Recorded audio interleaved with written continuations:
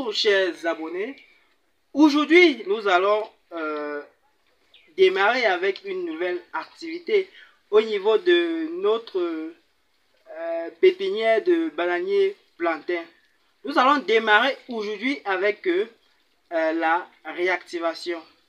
Alors, pour être à la une de toutes les activités qui vont se dérouler par rapport à cette opération, je vous conseillerais de vous abonner, de liker et de partager pour en faire bénéficier plusieurs d'autres personnes par rapport à cette technique qui est dite la technique PIF. Alors, nous avons dit par le passé que, ou bien dans la vidéo précédente, que plusieurs paramètres sont à l'origine de la réussite de cette technique. Le premier paramètre réside sur le niveau d'expertise de celui qui est en train de pratiquer la technique. Le deuxième paramètre ici est l'utilisation, n'est-ce pas, des produits de qualité pour pouvoir désinfecter tout le matériel utilisé, à savoir aussi le matériel végétatif.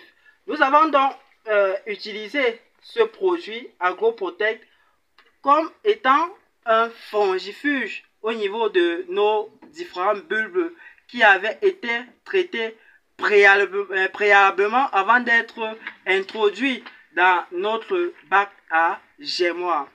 Alors, voici aujourd'hui les résultats qui sont très palpables et très visibles de l'association de ces paramètres-là.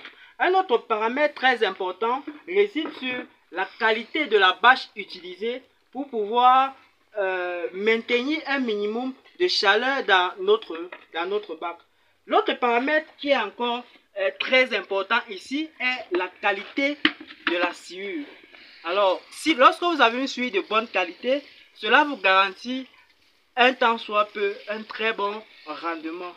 Si la sciure est de mauvaise qualité, alors vous risquerez de perdre tous vos plants en germoire. Aujourd'hui, nous sommes le 13 décembre et ces esplants ont été introduits dans ce germoire exactement le 25 octobre. Aujourd'hui, nous sommes à 1 mois, 2 semaines plus 4 jours. En réalité, on devrait pratiquer cette opération à 1 mois, 2 semaines net, l'opération de réactivation. Alors, dans la vidéo précédente, nous avons fait part du fait que nous allons continuer avec les différentes opérations par rapport à cette technique. Dans l'une de nos publications, on vous a fait part des plants réactivables et des plants non réactivables. Alors, dans ce propagateur, vous avez là un maximum de plants réactivables sur lesquels nous allons donc pratiquer l'opération de réactivation. Vous observez comment l'état des plants, de nos plants en germoire. Regardez comment est-ce que nos plants se comportent. Et ce résultat n'est nul autre que l'utilisation de nos produits biologiques que nous avons utilisés tant dans la préparation de nos esplants que dans l'entretien de notre germoire. L'un des produits phares de la réussite de cette opération réside dans ce produit intitulé AgroProtect. C'est un produit comme ça qui est constitué des micro-organismes utiles.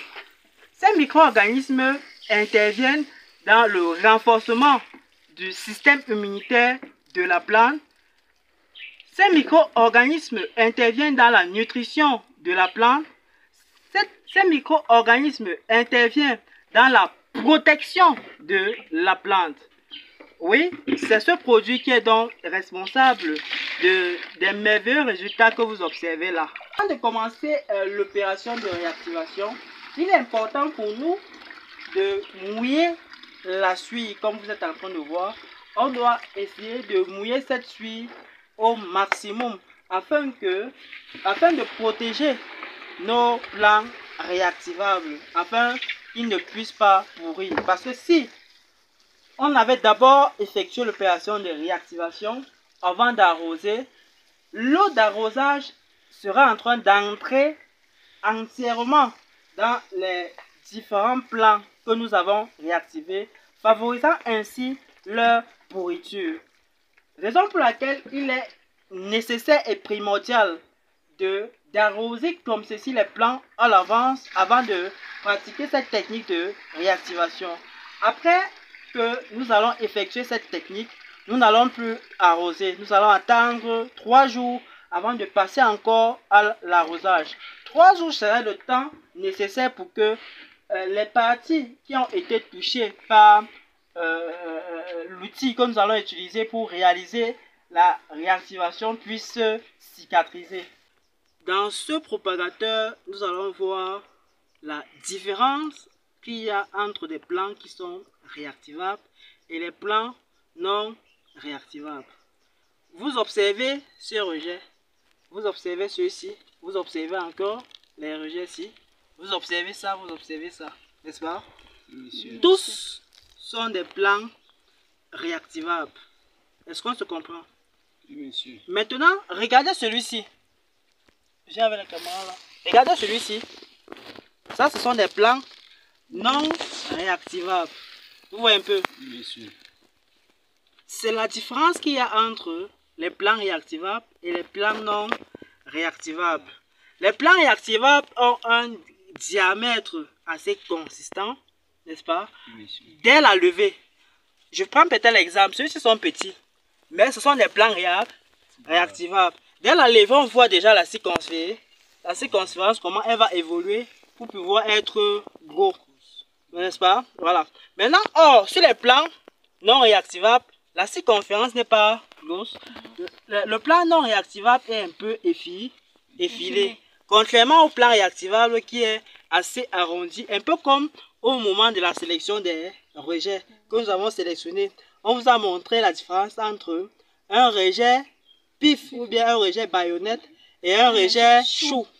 On vous a fait comprendre que en réalité, la technique était plus appropriée sur des rejets pif, voilà, sur des rejets pif ou encore des rejets baïonnettes. Parce que ce sont ces rejets-là qui nous produisent en quantité les plants comme ça. Or, si on avait utilisé les rejets choux, on n'aura pas assez un très bon rendement comme nous avons eu ici. Vous voyez un peu? Donc, il y a aussi la qualité du rejet qui compte. C'est la même chose qu'on doit observer ici. C'est un peu comme en champ. Les rejets réactivables sont un peu comme des rejets baïonnettes. Or, des rejets non réactivables sont un peu comme les rejets chauds. Ça ne voulait pas dire qu'ils sont des rejets chauds. Parce que vu l'état de leurs feuilles, ce ne sont pas des rejets chauds. Vous voyez un peu? Mais seulement avec les caractéristiques de la circonférence du pseudotronc, on voit qu'ils ont des caractéristiques qui sont comment? Effilées. Du coup, ce sont des plants qui ne sont pas réactivables. Or, ces plants-ci sont des plants réactivables à cause de leur circonférence qui nous permet de pratiquer l'opération de réactivation sur eux. Et sur les autres, on n'effectue pas cette opération. Alors, après ceci, vous avez des questions? Oui, monsieur. Oui. Nous faisons des remarques là. Oui. En observant, nous voyons qu'il y a des rejets là qui sont très gros. Oui. Vous avez tout à l'heure appelé les rejets réactivables, oui. Les réactivables oui. et les non réactivables. Oui. Oui, monsieur, qu'est-ce qui explique cette différence? Et autour des rejets réactivables, il n'y a pas assez de petits. Qu'est-ce qui explique cela? Voilà, il n'y a pas assez de petits comparé à où? Comparé à un coin comme ici et de ce côté. Nous voyons suffisamment de petits de ce côté. Oui. Alors que là, on ne voit pas trop de petits. Si vous vous rappelez très bien, au moment où on est en train de classer, d'introduire les esplants dans ce propagateur, On a effectué une opération. Comment est-ce qu'on a appelé cette opération? Cabriage. L'opération de... Le calibrage. Voilà, on a appelé cette opération le calibrage. À quoi consistait ce calibrage? Le calibrage consistait à prendre les explants plus gros, donc différencier les plans selon les diamètres. Oui, les voilà. explants plus gros, on les plaçait. Oui. Devant, on a commencé par cela. Par cela, oui. Et c'était de ce côté. Oui. Après, on a suivi avec les moins les gros, moyens, voilà. jusqu'au petit, par derrière là-bas. Oui. On a laissé les explants les plus petits au bout, vers la fin là. D'accord. Voilà, donc nous avons effectué l'opération de calibrage. Donc c'est ce calibrage là qui nous permet d'avoir, n'est-ce pas, les rejets tels que vous voyez là. Mais maintenant, je vais dire quoi? La différence que vous avez vue est assez très appréciable. Et je vais vous expliquer donc pourquoi cette différence, n'est-ce pas? En réalité, les gros rejets sont des rejets, je vais dire quoi, les gros explants, n'est-ce pas, sont des explants qui produisent plus de bourgeons réactivables et moins de bourgeons non réactivables. Du coup, pour celui qui veut produire en quantité les plants, doit prendre des rejets qui ont des bulbes assez conséquents. Donc au moins des bulbes gros comme ceux qui étaient ici. Mais pas très gros, parce que très gros là, ça va occuper de l'espace pour rien, n'est-ce pas? Vous devez prendre donc des plants qui ont un assez gros bulbe, n'est-ce pas? Ces plants là vous permettra de produire plusieurs plantules. Parce que ces plants réactivables, un plant qui a été réactivé peut vous donner encore même 10 plantules minimum. Waouh! Ça peut vous donner encore 10 plantules minimum. Or, étant donné que les gros esplants sont ces esplants-là qui vous permettent de produire des bourgeons réactivables. Donc, plus de bourgeons réactivables et moins de bourgeons non réactivables. C'est pour dire que ce sont des bourgeons qui vous donnent plus de plants. N'est-ce pas? Mais les petits bourgeons, les petits esplants, n'est-ce pas, qui vous produisent plutôt plus de bourgeons non réactivables. Ça vous permet d'obtenir rapidement des plants, mais pas en grande quantité comme les grands bourgeons. Est-ce qu'on se comprend? Oui, monsieur. Donc, avec les grands esplants, vous pouvez obtenir beaucoup de plants dans le temps. Donc, ça va vous prendre beaucoup de temps pour obtenir beaucoup de plants là. Mais avec les petits esplants, vous allez avoir plusieurs plantules en un laps de temps. Mais la quantité de plantules que vous aurez à avoir ne sera pas tellement beaucoup comparé aux esplants, au gros diamètre. Est-ce qu'on se comprend? Donc, pour celui qui veut rapidement produire des plants, doit utiliser des esplants moyens, donc utiliser des rejets qui ont des bulbes moyens. Vous comprenez un peu? Oui, monsieur. Si vous voulez avoir rapidement de plants, mais si vous voulez avoir beaucoup de plants dans le temps, donc dans une durée éloignée, vous devez prendre des bulbes qui sont assez gros. On s'est compris? Oui, monsieur. Voilà, vous voyez donc toute la différence. Voilà. Et monsieur aussi à regarder comme ceci. Oui. Comme ces plants sont déjà sortis, c'est si beau ici, parfait à voir. Oui. Et la question qu'on se pose, pourquoi ne même pas mettre en sol directement pour que ça pousse? Bon, pourquoi ne pas laisser comme cela pour que ça pousse? Ok, très bonne question. Voilà, lorsqu'on a des plants comme ça, il y a deux possibilités, n'est-ce pas? Oui. Soit vous sevrez, c'est-à-dire quoi? Vous séparez le bourgeon du plant mère, n'est-ce pas, ou bien de l'esplant. Soit vous laissez le bourgeon rester sur le plant mère, n'est-ce pas, et vous passez à la réactivation. C'est même ça l'importance de la réactivation. La réactivation vous permet de multiplier, puisque à quoi sert la technique PIF?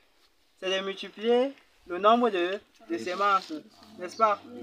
Donc, c'est donc, je vais dire quoi, cet objectif qui se poursuit actuellement.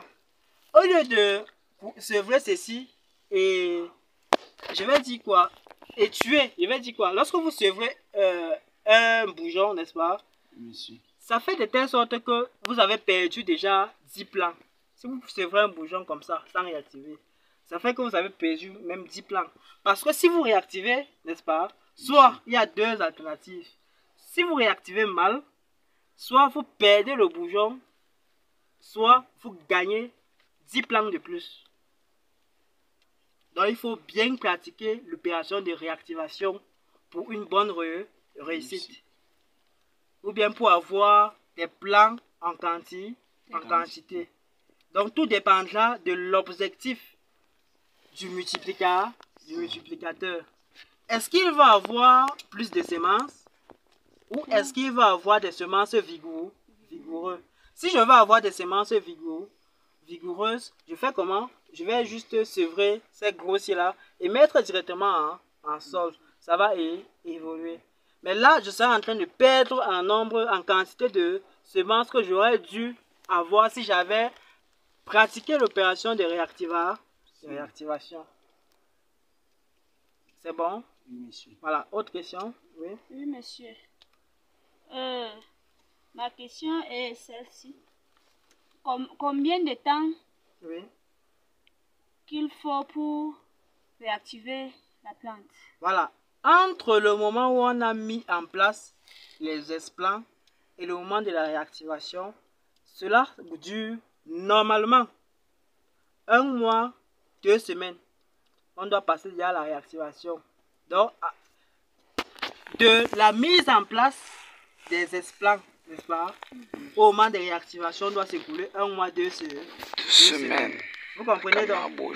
Doit s'écouler 1 mois, 2 semaines. Ça, c'est le temps nécessaire pour effectuer la réactivation.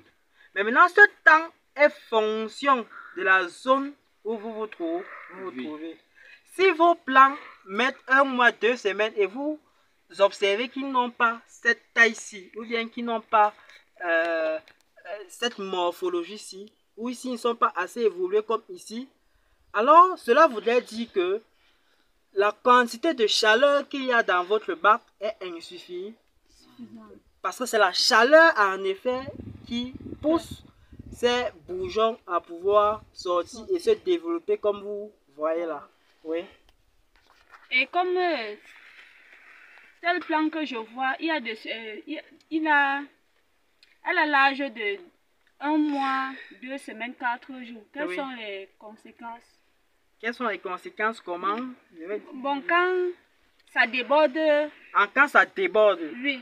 Si quelqu'un peut-être de réactiver ça à 1 mois, 2 semaines, choisis plutôt de dire que bon, il va réactiver ça à 2 mois, bien 2 mois, 2 semaines et autres. C'est un peu ça la question. Oui, c'est ça la question. Oui, il y a des inconvénients, tout comme il y a des avantages. Je voudrais dire quoi? Pour quelqu'un qui n'a pas encore atteint cet objectif-ci en 1 mois, 2 semaines, peut encore décider de patienter 2 mois afin que ces bourgeons puissent mieux évoluer avant de passer à la réactivation. Parce que, l'inconvénient c'est quoi? Si vous réactivez le plant étant trop jeune, cela voudrait dire que vous allez perdre un nombre de plants. Parce que plus la circonférence du bourgeon est grande, plus vous aurez de plants. Ce qui fait que si le bourgeon est encore peut-être, je vais dire comment, petit comme celui-ci, ça c'est un bourgeon réactivable, mais il est encore petit. Si vous passez à la réactivation directement, il est probable que vous obteniez peut-être 3, 4, 5 plants maximum. Si vous réussissez à tenir. Parce qu'il n'a pas une bonne circonférence. Or, avec ce genre de bourgeon qui a une très bonne circonférence, vous pouvez obtenir 20 plants, vous pouvez obtenir 30 plants ici. Si vous effectuez bien la réactivation. Mais par contre, si vous laissez trop évoluer, du genre vous avez les plantes comme ça, vous laissez encore évoluer de telle sorte que ça devient même déjà des rejets. Ce qui se passe, c'est que quoi? Votre esplanque va être épuisé plus rapidement. Et par conséquent, ne va pas mettre long. Donc, lorsque vous allez passer peut-être à la première réactivation, parce que l'opération de réactivation, on doit l'effectuer plusieurs fois, en réalité. Mais si vous laissez trop évoluer, lorsque vous allez effectuer la première réactivation, il n'y aura plus de réactivation. Parce que quand ça va produire des rejets, n'est-ce pas? Quand ça va produire encore d'autres semences, le bulbe va rapidement s'épuiser. Ça va rapidement s'épuiser, pourquoi? Parce que vous avez laissé trop évoluer les bourgeons, n'est-ce pas? Parce que plus ils évoluent, plus ils sont en train de faire quoi? D'épuiser le bulbe.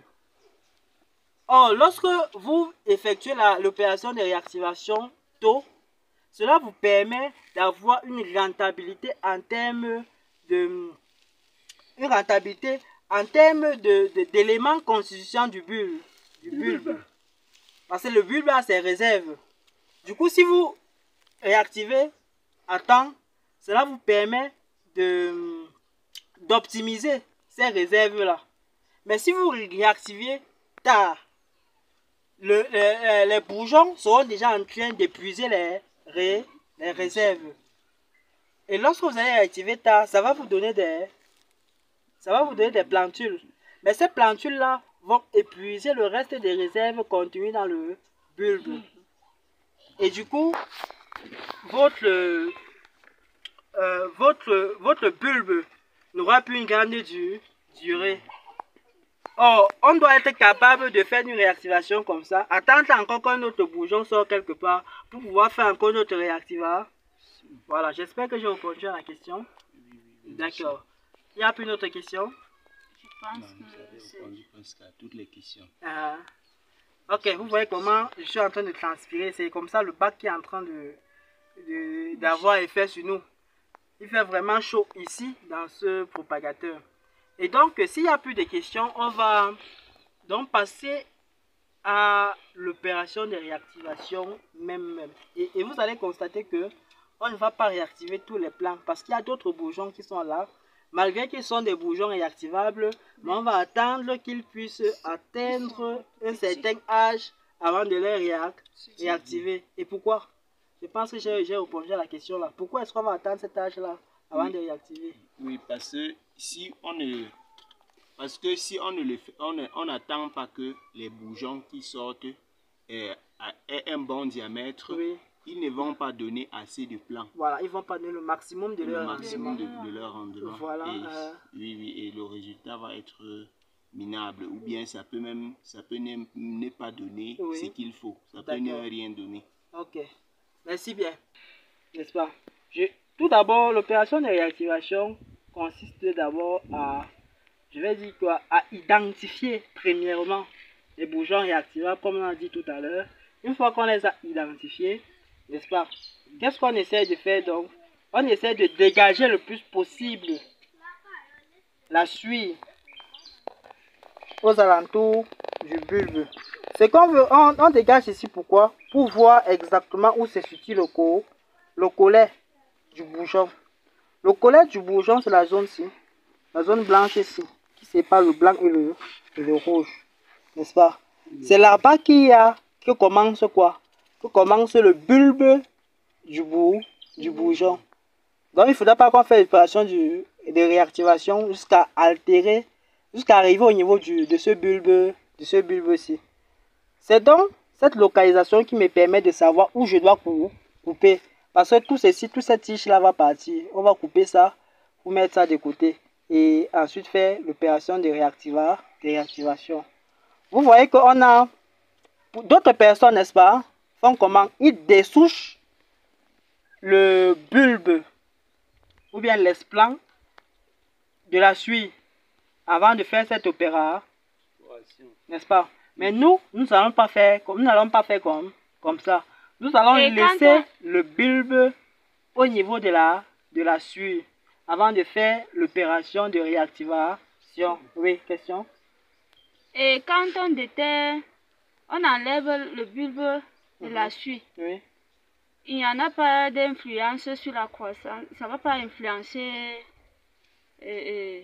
sur les bourgeons. Oui, il y a une influence sur les bourgeons, mais l'influence est minime. C'est quand l'opération, l'inconvénient de cette opération, c'est quoi lorsqu'on dessouche? C'est que ça stresse la plante. Et ça donne aussi beaucoup de travail parce qu'il faut enlever et reclasser encore. Vous voyez que ça donne encore assez de travail. Or, cette méthode-ci est un peu plus économique en termes de travail et aussi protège aussi la plante contre le stress. Parce qu'à ce moment-ci, ça a formé une structure stable au niveau du substrat qui est là-dessus. N'est-ce pas? Lorsqu'on enlève un stress, or lorsqu'on la laisse, c'est comme si on n'avait rien fait dessus. Du coup, la plante continue juste son processus. Vous voyez un peu? Voilà. Donc, j'ai identifié le collet que voici. Je sais déjà que je vais essayer de le couper quelque part là d'abord. Voilà. Vous voyez un peu? Je l'ai déjà coupé.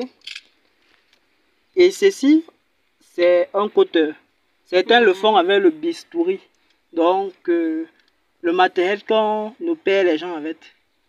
Le bistouri, c'est le matériel qu'on opère avec. Mais ceci, c'est le cotteur. Maintenant, lorsque je fais comme ça, j'ai identifié le collet.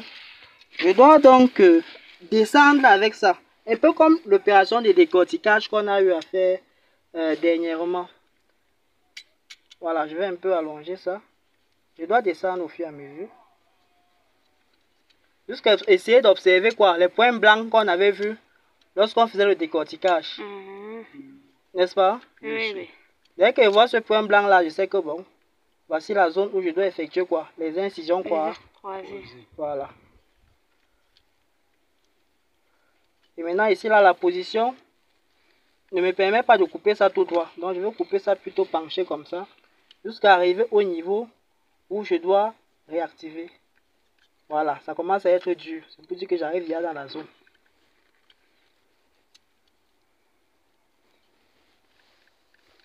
Voilà.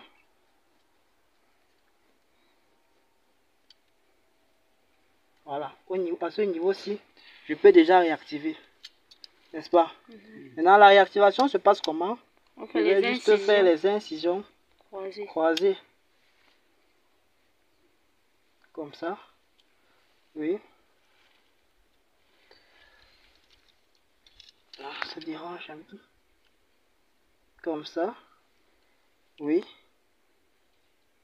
Comme ça. Oui. Et comme ça. Voilà. Qu'est-ce que vous voyez? Vous voyez que voilà les incisions croisées que j'ai fait. À chaque fois que je fais ces incisions croisées, qu'est-ce que je dois faire? Ici, ça contribue à faire quoi? Quel est le rôle de cette opération? Inhiber son méristème. Voilà. Inhiber la croissance du méristème central ou bien apical. De quoi? Du bourgeon. Maintenant, à chaque fois que je fais comme ça, je dois le refaire. Je dois le refermer. Lorsque je le referme, ça permet que les différents bourgeons qui vont sortir encore, n'est-ce pas, et mettre les racines au niveau de au niveau du substrat que j'ai mis. Vous voyez un peu? Voilà. Voici encore là les bourgeons réactivables. Voici encore l'autre ici, n'est-ce pas? Celui-ci, on va le laisser évoluer. Donc, on va encore essayer de faire cette opération ici. Qu'est-ce que je fais? Après, vous allez faire pour vous, hein. Normalement. Je nettoie d'abord. Qui me montre le collet? Où est le collet?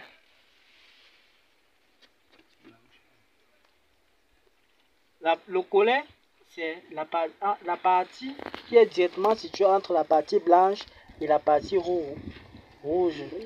Voilà. Donc, même ça, c'est ça ici, n'est-ce pas? Oui. Couper. Une fois qu'on a identifié le collet, on va couper un peu plus haut au niveau du collet. On va descendre petit à petit. Descendre. Jusqu'à ressentir que la zone où nous sommes en train de faire le coupage commence à être dure. Une fois qu'on a atteint cette zone-là et qu'on observe des petits bourgeons tout autour de l'endroit où on est en train de couper, alors on arrête de couper. Une fois que on a donc identifié cette zone-là, on va donc faire les incisions croisées au niveau de notre bourgeon réactivable. Délicatement, on va faire donc ces incisions croisées. Voilà. Voilà. Et voilà. Une fois qu'on a fait ces incisions croisées, cette opération de réactivation a été terminée au niveau de notre bourgeon réactivable. Il sera donc préférable pour nous de refermer avec la fine couche de suie afin de permettre que les différents plants qui vont émerger puissent s'enraciner là-dessus. Oui. Nous avons terminé avec l'opération de réactivation sur les plants qui étaient réactivables en ce jour.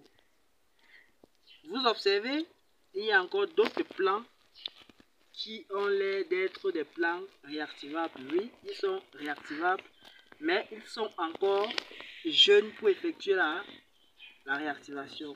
Nous allons donc attendre juste 2 semaines, le temps qu'ils puissent mieux croître à nouveau afin d'effectuer cette opération sur ces plants-là.